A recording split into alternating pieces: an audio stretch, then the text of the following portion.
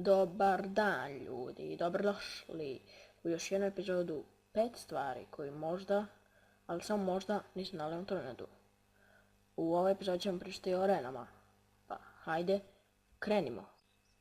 Prva arena koju ćemo gledati je Alpha Lake.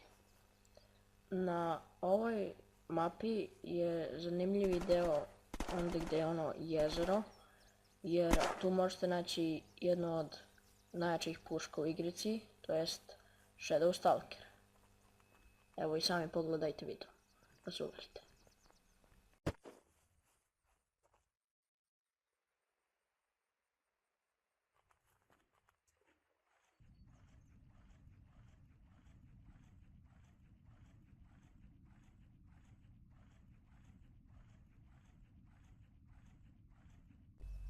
Drugu arena mapu koju ćemo gledati jeste Pay Arena. U ovoj mapi možete naći Shadow Stalker samo u tornju koji se nalazi između dve farme i blizu jednog grada. Evo, upravo gledate taj video, da se i sami uverite. Ovo su Ranger tornje, da znate.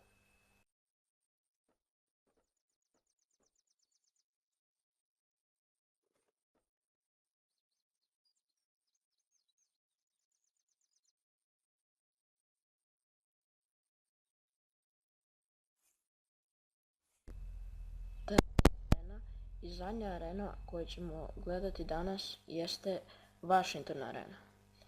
Ova je mapa jako velika, mislim nije veća od Rusije, ali isto džinovska, tako da ima malo više mjesta gdje mogu da se stvore Shadow Stalker, ali evo upravo sad gledate jedan od tornjeva koji se nalazi blizu Takoma.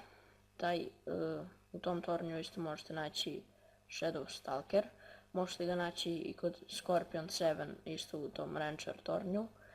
I možete ga naći gdje će se uvek stvoriti, jeste kod dizalice. Kod dizalice u sred Washingtona. One žute dizalice, popnete se i tu je Shadow Stalker, sem ako ga neko drugi nije usao. Evo, upravo to gledate.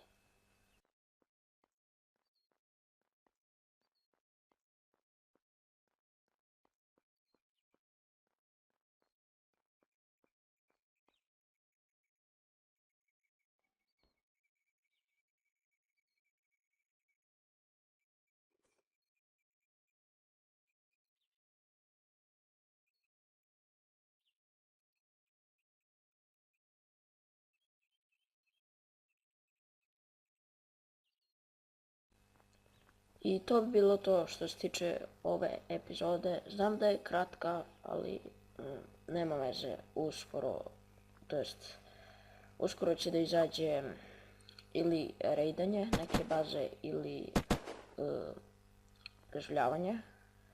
A sljedeći klip, to jest ne sljedeći, ali da, sljedeći klip što se tiče nekoliko stvari će biti duže, da znate.